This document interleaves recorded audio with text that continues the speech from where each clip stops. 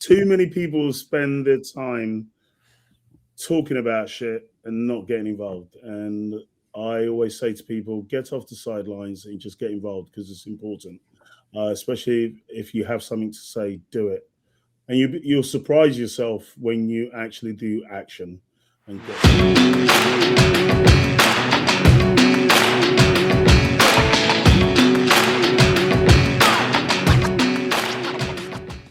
What is happening, Post Shifters? Welcome back to another episode of the Post Shift Podcast. Of course, I'm your host, Shawn Soole. If you haven't noticed, I'm doing 2 mammoth live streams in one day because I'm a glutton for punishment and I need to deal with everybody else's schedule and just fit it into my own. So I'm really looking forward to it. This one is kind of fun because like Colin and I have known each other for years. We passed in events and tales and obviously those sort of things, and we're always in the same crowds, but like it's one of those ones that if I think back, I was like, I haven't had you on the show yet. I literally reached out and I was like, dude, I haven't had you on the show yet. Like, we need to fix this because I'm almost at 500 shows now. So trying to keep track of everybody I've had on the show and then also reach out and then schedule and get everybody's schedule around. So I'm going to screw this up already. I know I am. I'm sorry, Colin. Colin Asare-Apiah is the former trade director of multicultural and LGBTQ advocacy at Bacardi. He is now the trade community director. He is the 2024 Tales Visionary Award winner for Tales of the Cocktail, which is a massive honor. I'm really looking forward to digging into this because we have mentalities towards like small cocktail culture and I'm just really looking forward to this conversation. And I always get gushy and excited when I have new people on the show. But thank you so much for your time, Colin. Thank you so much. Greetings and salutations, Shawn. How are you, mate? And you did almost get it right. It's Colin Asare-Apiah. It's a Ghanaian name, obviously, hence the Asare-Apiah, and it's quite a popular name in Ghana. Oh, really? Yeah, it is. It is. Is it like Smith? Whoa, easy. Not quite like Smith, but not far off. You know what I mean? No, I was born in Ghana, and my family's Ghanaian, obviously, and yeah. So that's the last name. That's very fair. Yeah. So for everybody who's listening and wanting to know your story, I'm a big comic book fan and I love origin stories. So how did you get into this wonderful world that we call hospitality? Where was your starting point? Oh, how long have you got? No, I started when I was at uni. I started as a waiter and saw I'd never be a bartender. I saw that the guys behind the bar always finished after us. On the floor, we had that instant connection with the guests. And then after I finished university, I ended up I've told it many times, I ended up in a bar in Greece. I run out of money. My dad said to me, because I said to my dad after when I was going, I said, "Oh, I'm going to go." He said, "Why are you going to go and do this?" I said, "I'm going to go and find myself." I needed some time after uni because I've been studying for so many years. And he said, "Well, good luck and find yourself." And I remember calling him, asking him for money. He said, "Well, find yourself." So later, and he didn't send me any money, so I had to pivot real quick. Met a wonderful woman, Harriet Grant, who put me up and found me a job bar backing in a nightclub called QP. And I remember I was just bar backing, but fell in love with just bar culture. When I was there, the bartenders were like gods. They'd literally come in. And because I set the bar up so well, because I was the best bar back ever, because I set the bar up so well, they'd just come in and cut a couple of lemons, play some backgammon, and then the crowds would come in and they'll crush it all night. And they were like gods. I thought one day I want to be like them. And I ended up working there. I was backwards and forwards for like 3 years, which is amazing. But my position as a barback, though, was quite foundational to me. And I partnered with Douglas Ankara, Richard Argroves, Alex, and a few Andrew Chansing. And we opened the lab. And one of the foundations of the lab was that you had to be a barback before you worked on the bar.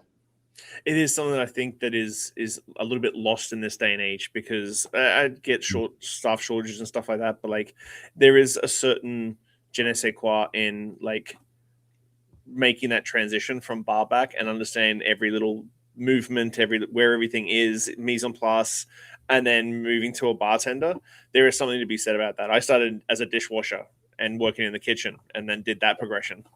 Right. Yeah, and also one of the things I always say as well is people always looking to recruit people into the bar. I also say look at your floor staff and get them behind the bar as well, because they know the beat of the bar. They know the cadence of how everyone works. They know where everything is, or they know where the bodies are buried.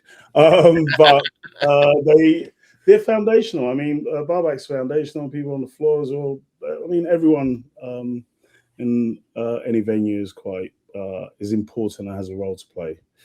But coming back full circle, my start in the industry was as a barback. After swearing I'd never do it. So, what was that transition time? Because I'm always curious about people's stories. Because what were you studying at university? Business and finance. Okay. Absolutely nothing to do with bartending. And I thought I was going to be a marketeer, but it didn't quite work out. I would say that's what you are now. Yeah, I mean, I'm marketing myself now. You should always get involved, bruv. Yeah. You know that's coming. I know. It's the hashtag that's on your the post I put yesterday. I didn't put your job or anything. I said just the hashtag get involved, bruv.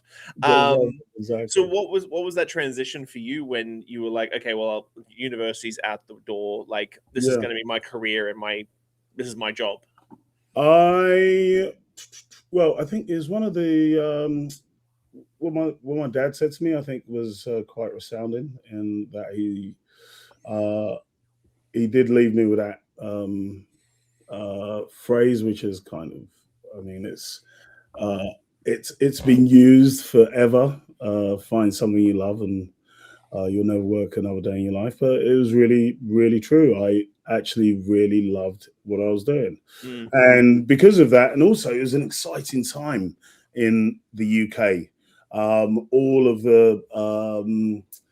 the bars we were moving from pubs to like style bars, and everyone was starting to really understand the classic structures of cocktails.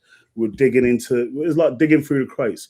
We're finding all these vintage cocktail books and recreating those cocktails, but then putting our own spins onto them. And this was early, what was that, 90, it was the 90s. It was great. It was absolutely awesome.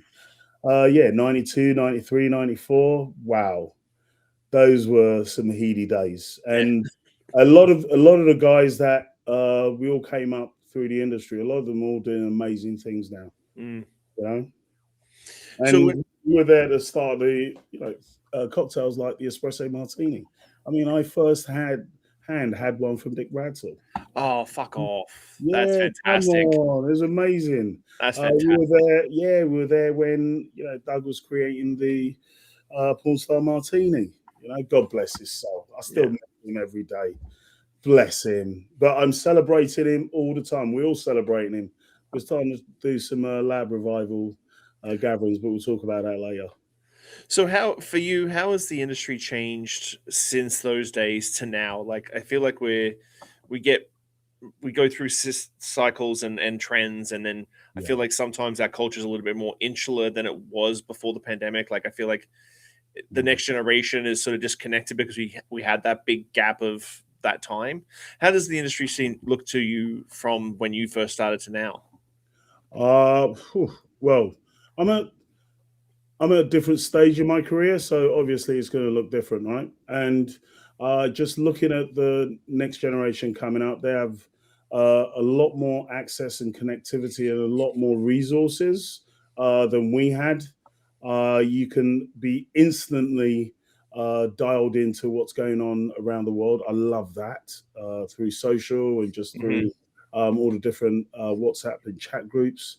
And for me, it's been brilliant working with Bacardi Brands, because we got a global network of advocacy team members all over the world, and we're always touching base with each other to see who's doing what and what's the next generation getting into.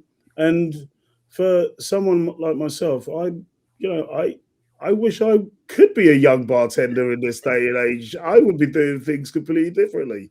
And one of them being I'd be entering um, all of the competitions and just planning my career a little bit better. But we were just, messing around and finding out. We were trial and testing stuff. Now, the industry from being a trial and test kind of environment, loads of things have already been tested. It's become more of a profession. Mm. There's so many more avenues that you can pick and lanes to do in the industry. Like, I mean, I could just be a podcast presenter like you. Exactly. Do you know what I mean? From selling in drinks to being, being on podcasts and creating platforms for others to share their voice. And I really think that this generation is really lucky to have all the tools that they have at their disposal. And I think the industry is going to grow exponentially over the next few years in different ways that we haven't even imagined yet. There's going to be new things coming. For example, when I started bartending, there were no brand ambassadors. There were no brand ambassadors. It's like people were asking, what's that? Our generation created those kind of roles. And I think there's going to be other avenues coming along that people can dial into. But it's an exciting time for the industry, irrespective of what's happening socially and economically. I think the industry has become a lot more connected over time. Yeah, I find it's always interesting to talk to some of my younger bartenders. Like when I started in the industry, there was no internet. Like if you were gonna go and like research, you had to go find old books, which again eBay had just sort of kicked off, or you had to go to every bookstore. You had to go to, you have to go to every bookstore and pick up like, oh, there's a book about tequila. And then I would say, looking back, 65% of that book was probably mostly garbage because it was all secondhand information.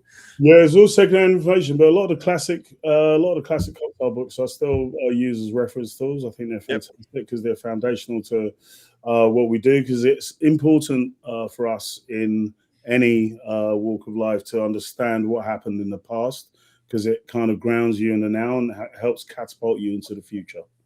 And books are foundational for that, I think, as well. So I'd love to chat to you about your advocacy work, because again, like we were just talking about, brand ambassadors didn't sort of exist, and advocacy work is a relatively new segment inside big companies when it comes to like bartender outreach and stuff like that. How does that fit in your narrative and how you sort of perceive yourself going into markets and doing this advocacy work and working with teams? Yeah, it's important to have people that are of the industry or of a segment of people talking to those people to make representation matters. Mm-hmm. It always has done for me. It's funny, I was speaking to, where was I? I was at Bar 5 Day, and Charlotte was in a room. And I remember pointing out, oh my goodness, 20 plus years ago, Charlotte, you opened one of the first all female bars, and it was just what you did, which was amazing. And she normalized it from back then. And being someone as well who's a black African English man in this industry, there are many more people now that look like me, walk like me, talk like me. Ian Burrell, he's not, he's anyway. We know he is the geezer, Mr. Rum Ambassador. But there's so many more people that look like us and talk like us and walk like us. Representation matters, and it's really good to have people that look like you talking to you and communicating the messages of the brands. Brand ambassadors are really important. I feel that they're foundational to sharing the messages of a brand, and it gives a human voice to a brand, and it engages the bar community in a different way. And everyone has their role to play. Everyone communicates the messages differently, which then adds to the whole melting pot of the industry, right? And brand ambassadorship has shaped and changed as well. There are those that started off as brand ambassadors and now they're podcast presenters. They've got their own brands. They own their own bars. You know what I mean? There's many avenues that they've gone off, and they're consultants like John, and there's many avenues for them to do. But at its core and at its essence, brand ambassadors, I believe, are going to be here to stay. Mhm. And there's that movement. There's always that movement and that shift to commercialize what the ambassador does. There's that's important, but building desire as well is definitely one of the key tentpole activities that ambassadors do. Do you think, talking to young bartenders, because I do talk to a lot, and as Hang you were on, saying, before you do, when you say young bartenders, how old are these young bartenders? I still feel like I'm young, you know. you're young at heart, my friend. But I do try and let them in that understand that the hospitality industry is so multifaceted that you can go in so many different directions. That you can be a really good right hand person to someone who's leading the charge, or a brand ambassador. I even had one bartender who really loved gardening and farming, and I was like, okay, well, we're expanding the group. Why don't we try and find a little residential farm that you can look after that? And I know that you're going to know exactly what I need for the bar because you've worked in the bar. And he's like, I never thought of that. Do you think a lot of young bartenders just have this sort of this sort of straight that view of I bartend, I become a bar manager, I either become a real estate broker or I buy my own place? When there is so many facets to go. Yeah, I always try, and whenever I have conversations with other bartenders, I always try, and I know you like that, other bartenders. I still class myself as a bartender. So do I. Once a bartender, always a bartender. I in conversations with them, I always try and instill them with a sense of them trying to fill their cup in other ways. Apart from bartending, what else do you do? What else brings you joy? And focus on that and bring that out, and expand upon it and share it with the world. One of the things, as you know, I've always be shouting from the rooftops is about the continent and doing things in Ghana. I've worked with a bunch of different groups across the continent. And I decided a few years ago, I'm going to start a cocktail festival. So Jabu Cocktail and Spirits was born with my business partner, Mark. And we started it in South Africa because that's where we opened the lab in 2001-2.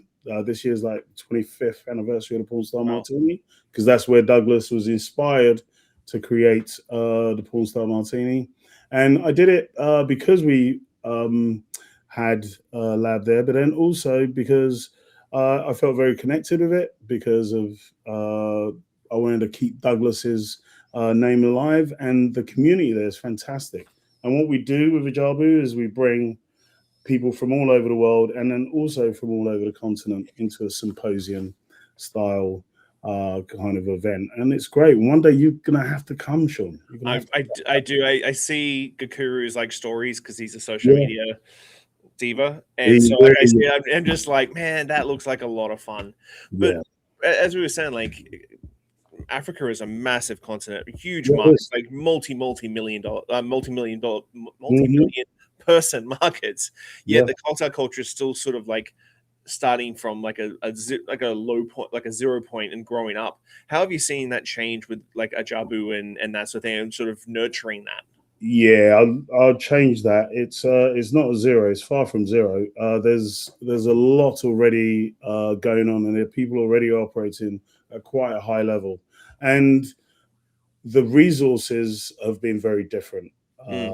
So what's happening now is there's a lot of attention. I remember in 2017, with Kurt Schlechter and a few other people, we stood at Tails and we said, it's Africa's the future. A couple of years ago, This is Africa. That was the first seminar. Remember, a few years ago, we did another seminar, Africa's Now. And now it's a time where A lot more people are going over there of their own validation. Hero Bar just won Best Bar, 50 it won Best Bar in Africa, which is an amazing accolade. And also they've all been nominated in Tails, Syntax, and all of these other bars are really starting to shape the dynamic and the perception of what's happening in the continent. There's also other cocktail festivals that have been going on. I remember before we started Jabu, I was near that Nairobi bar show was something that had been going on. Lara Rara is, I think, it's 10 years old now. Lagos Cocktail. Wow. It's 10 years old. I was just absolutely blown away. Yeah, she's been doing it for 10 years, and it's amazing that people have been doing this for years, and they've not had the attention that they deserve. But hopefully, with what we're doing and all of our combined resources, we're making a lot more noise. I think also something that we need to know is it's a younger demographic across the continent. It's a younger professional demographic. They're all out. They're socializing around cocktail culture, and it's definitely a space for a lot of the spirits brands to focus their energies moving forward. Because there's been a dip, or people are drinking differently across the West, but across Africa, people are still, as I like to say, getting involved, brother.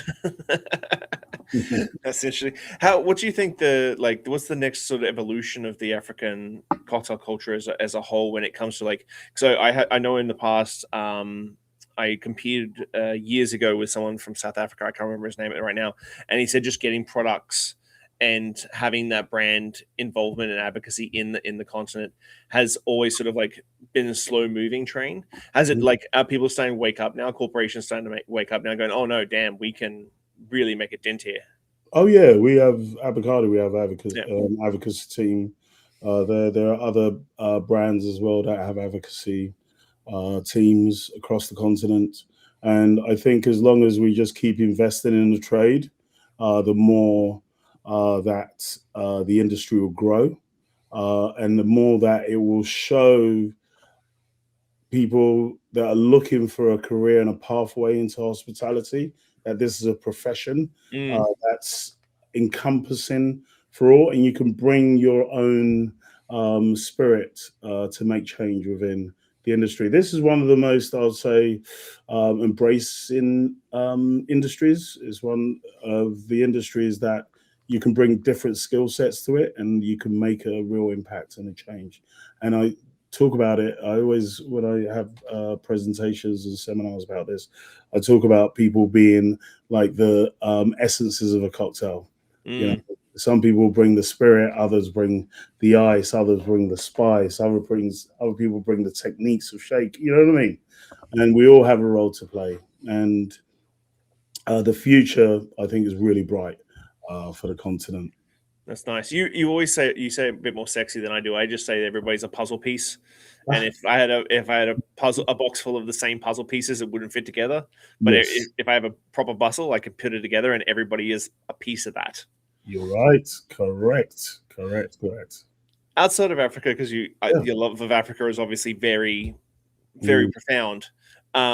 What are you seeing as the markets that are really coming up through the ranks? Because we do get a little siloed especially if you're in North America, you sort of get siloed very much into Toronto, Vancouver, New York, San Francisco. And I'm like, well, there's a lot of area in between there. But globally, what are the markets that you're really excited seeing these communities sort of grow? Yeah, I feel lucky working with our advocacy teams across all of the Bacardi platforms, because the markets that I see a lot of dynamic shifts coming. Mexico is just on fire. I always go through Mexico City when I go to Patron in Guadalajara, and I go and visit Cazadores. I try and go through Mexico City to see what the cocktail culture is like, and the change that's going on in that city at the moment is amazing. And places like Dubai as well, there's so much happening in Dubai. I remember speaking with Ollie Hampton in Dubai around what's happening over there. The Golf Bar Show is providing a platform for bartenders and brands to showcase and highlight what's happening in the region, and also India. Places like Delhi, Mumbai. I speak to Dimitri every day. You need to get Dimi on here. Get Lazinska on here. Oh my goodness. Yeah, that's it. Make a note. Making a note. Making a note. But yeah, speaking of Dimitri all the time, just hearing about what's happening on the continent is really eye-opening. And the fact that there's so many people adopting what started off as cocktail culture here in the US and making it their own, that's really exciting. Also, what it does is it gives any bartender, and young bartenders, I always keep saying to them, listen, the world's your oyster. You can literally pick up your shaker or a jigger and go anywhere in the world, and you always have a job, and you can make a craft. I mean, look at people like Eric Van Beek going to Mexico and opening Handshake, best bar in the world, and all that. You know what I mean? It's fantastic. Yeah, it's so my Patron picture is right there. It's right there. I see it. I was the barrel. Yeah, I was there in April last year. It's just an amazing, just an incredible trip. I'm going to be very blunt, and I think I've said this openly quite a couple times. I've always not held Patron at arm's length, but like I've just sort of had my opinion about it, which opinions have to change. And after visiting and just seeing the people that work there and the space that's there and just the vibe, like you walk through that bottling line and every single person on that fucking bottling line is just like, hola, hola, and just having the best time of their fucking life. And I'm just like, okay, wait a second. This is not just about the juice, and it's not about the pretty bottle or the packaging. Like, this is about something completely different. The school on site, like, just everything. And I came back as a massive advocate. It was my first trip to Patron. It was like just a massive advocate for the brand now, because it just eye-opened the culture around. It was nothing to do about anything else except for that culture that just drew me to that place. It's the people. You're right. The people, they make the difference. I love visiting. I was just there recently, and it's the people that really the many hands that touch the brands that make a difference. And I got the opportunity. Actually, all of us got the opportunity to try new innovation that's coming out, the Patron 100, which I'm sure you'll get in your hands soon. And it's distilled to proof, and it's 100% Tahona. It's absolutely delicious. Yeah, wait till you get your hands on it. I can't wait to drink it. I'm waiting for my bottle. It should be here in the next 2 weeks. That sounds like a still strength Tahona milled.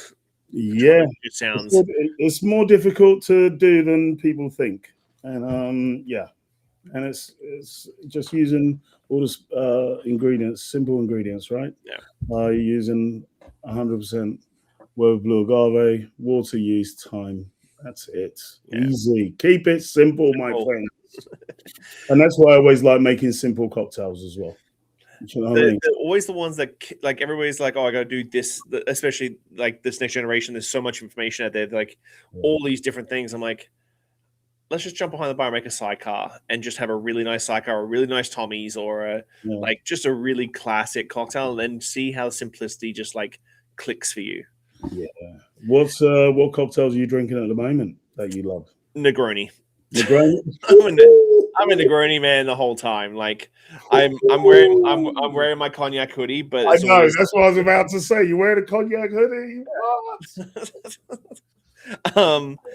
But like for the young industry people that may be in smaller markets, what are your keys to success when it comes to building a community? Because here in Victoria, like we saw each other in Vancouver last year for 50 Best, which was just a massive gong show.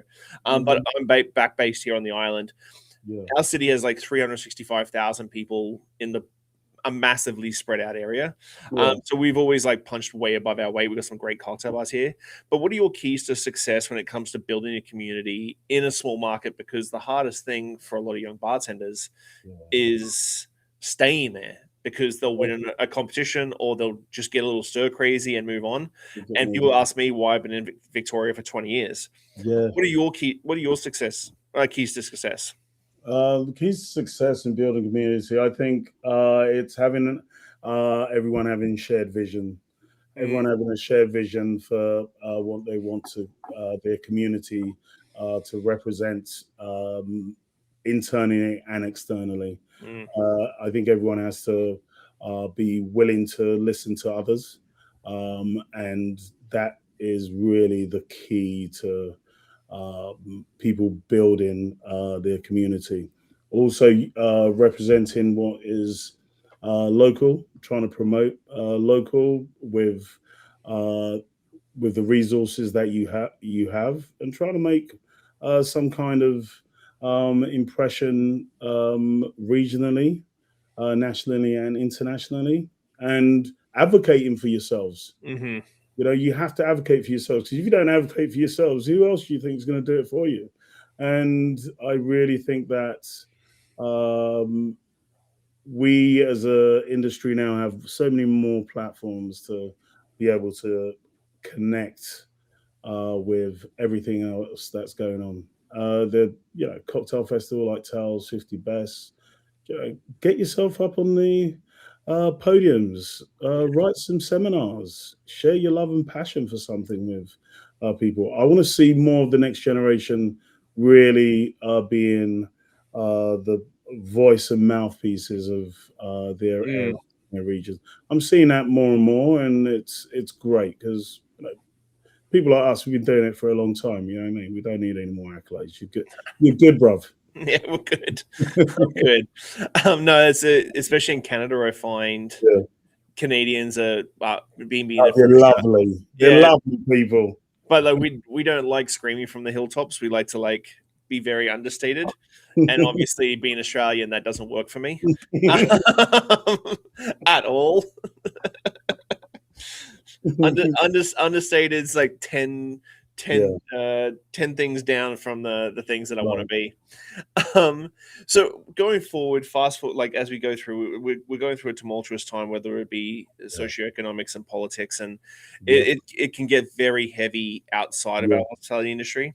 How do yep. you see advocacy and mentorship changing over the next like 5 to 10 years? I how do I see it changing? I don't. It's not so much changing. I think it's a movement and a morphing of what's needed with the Mm, times. And I always believe that advocacy, obviously, is space and a place for the trade to be able to connect, and advocates of the industry, be it they work for a brand or they don't. I actually think now more than ever we need our community spaces and our third spaces, and we need to definitely listen more. I think there's going to be a lot more forums for people to be able to find their niche communities, because what I'm seeing now is that there's special people are starting to specialize a little bit more mm, in the industry, and I think there's going to be a lot more of that specialization going on. We are in tumultuous times, as we know, and we just need more spaces and places for us to connect, and also connect and hear each other, hmm and listen and be a resource, and share our resources as well. I think we're seeing a lot more of a sharing kind of generation here, but sometimes people overshare a little bit too much. Yeah, much is life. But I'm always there to listen. mm. I'm always there to be an ear. I'm always there to offer my resources that I have, and I think more people are in that space as well, which is a great thing. I have a 15-year-old daughter, Yeah. and she amazes me on a daily basis on Mm, the way she holds herself, the way she deals yeah. with drama with her friends. Like Yeah. everybody's like, "Oh, it must be tough having a 15-year-old girl," and I'm like, "No." She has drama with her friends. She's like, "Listen, I appreciate you. I hear you. We're just gonna have a disconnect for a couple of days, and we're Yeah. not gonna talk. When you're ready, I'll touch base with you in a couple of days after you've like settled down." And Yeah. she has zero drama in her life, and I think that's the zero fuck policy I have in my life. Like Yeah. zero drama. I'm not going to deal with it. Exactly. But yeah, she like shows me, and then I see that in the younger bartenders, the 21s, 22s that are coming in the ranks now, they're in touch with what they want. They are. I wish I was in touch with what I wanted when I was their age. Yeah. They said, what I've noticed is they seem to advocate a lot more for what they want than we ever used to, because you know what, we're fucking around to find out. Oops. No, you can swear. I've been swearing the whole time. You can swear. Yeah, we're like, you know, fuck around and find out. And that's what we did. And I think we've done a lot of those things that they don't have to do anymore, but they really do advocate for themselves. Now I'm seeing a younger generation, they've got a voice and they're not scared to use it, and they are very vocal about where they stand, which I really appreciate. 100%. I try and advocate as much as possible because I try and mentor owners and managers, and I'm like, listen, you can't say that the next generation doesn't work. Like the generation before you said the exact same thing about you. Oh yeah. Like, and before that, I was like, but they know what they want, and if they want to work a 4-day week and save their money up and go away for a month, if they're really great stuff, you cater to that, and that's what you got to do. I'm a champion for the 4-day week. I think every server and bartender should work 4 days a week, have a really good 3 days off, and come back killing it. And come back refreshed, and then also provide them with the opportunities to go and do other things. Oh, just it's an interesting one. When I was working at 15, Jamie Oliver, we used to have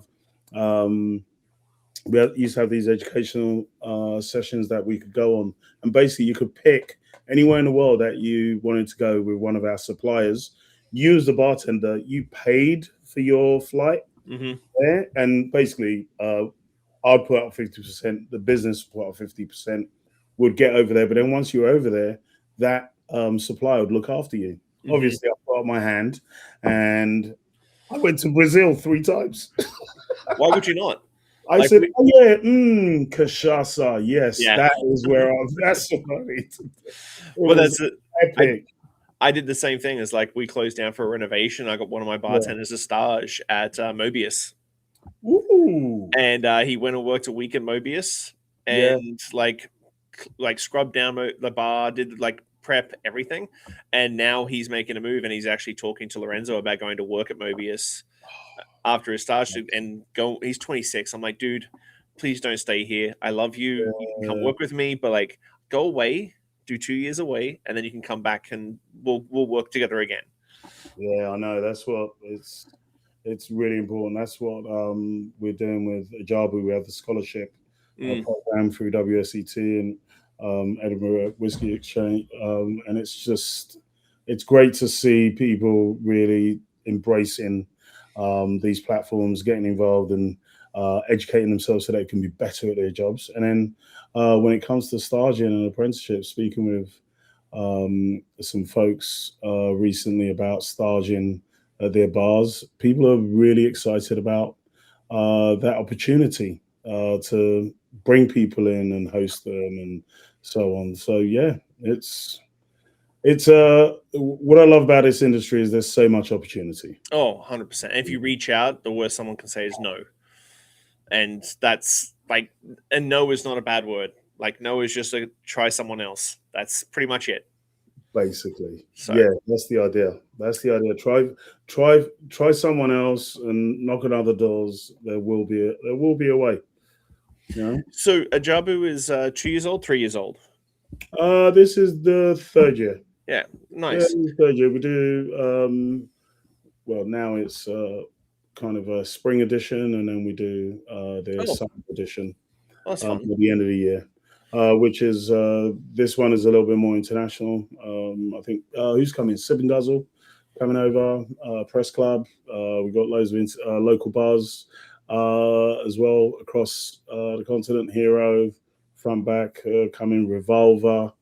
One of John's and mine's favorite folks, funky guys from Funky Monkey, are coming. The cool beach bar, and they'll pop up with all the local bars at Syntax and all of that. Yeah, these are all going to be household names one day. And then in November is a lot more Africa bars come from, like not just South Africa, but more so from Nairobi and Nigeria and so on.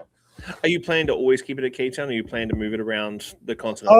Yeah. The idea is that we'll move it around the continent in time, or elements of it. And if we don't, it's absolutely fine. Or because what we can do then is we can help and inspire other people to start their own cocktail festivals. Yeah, But then we don't need to. You know what I mean? So that's fair. yeah, exactly. Help others. I mean, to do their own. So what's the rest of the Each one teach one. yeah? What's your plan for the rest of the year? What's evolving this year for you? Yeah, well, at the moment, I'm really excited about getting involved. We got 50 Best coming up back in Vancouver. Let's go. That's going to be awesome. I'm excited to see where the lists land up and see what people are doing and who's pushing the landscape, cocktail landscape. And then also, obviously, we have Tails coming up, which is going to be, I think, I love going to Tails. I love all those hot, sweaty hugs. People complain about it, but I love it. And then just being in community with everyone. That's what we've been looking forward to this year. We got, as I said to you as well, we've got new brand launches coming out. We've got a Patron 100, which is going to be fire. And it's our advocacy team as well is growing.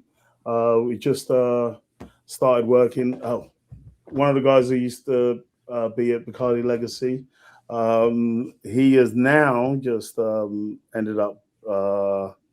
He's becoming a national U.S. ambassador. Darnell Holkin.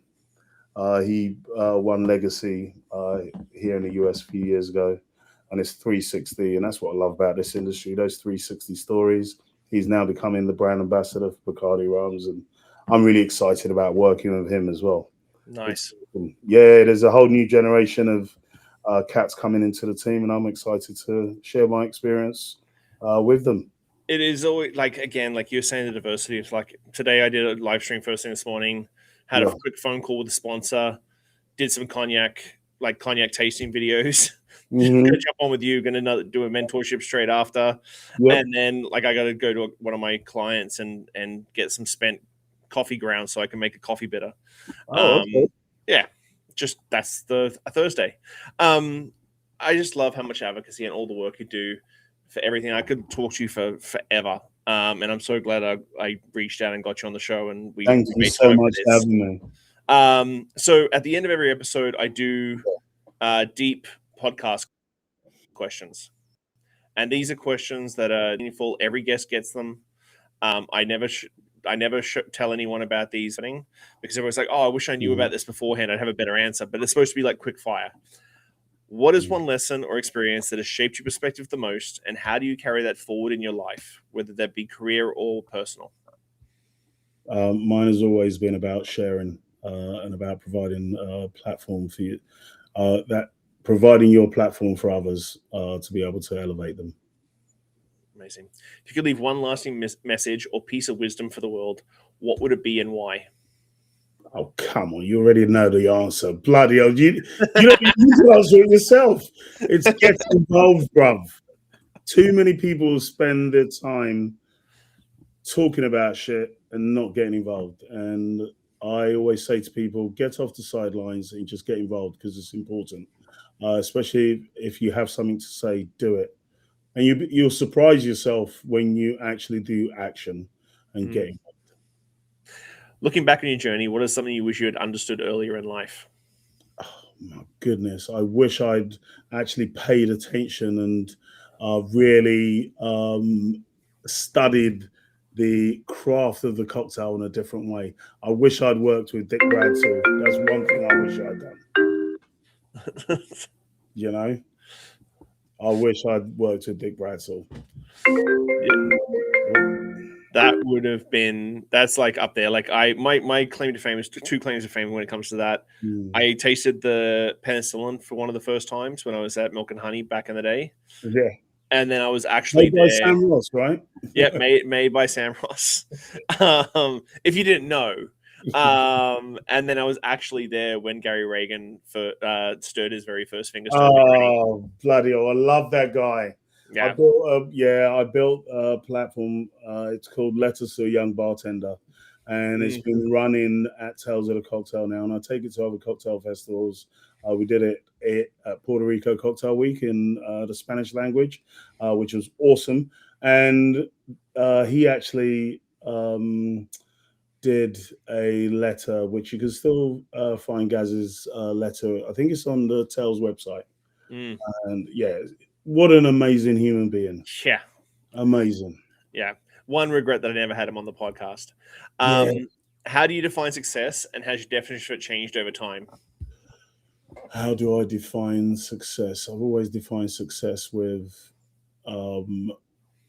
enjoying what you do on a day-to-day basis. And, as my dad said, find something you love doing and you never work a day in your life. As I mentioned to you at the beginning of the show, I don't think we're on air at the time, but being able to do what you love doing is really important to me. And as soon as I start finding or start feeling that something is becoming like a job, I put a different kind of lens on it. I attribute a different energy and start looking at how I can change that into something that I could love, or if not, I pass it on to someone else to be able to do, because it's important. Because when you come from that space of trying to do something that you love, you end up doing a much better job. Not saying that you can do everything that you love, but it really does help. What do you hope your legacy will be, and what steps are you taking to build it? I'm already doing it. My legacy is he came, he saw, he got involved, bruv. And I really hope that years to come and down the road, people go, yeah, Colin came and he really helped.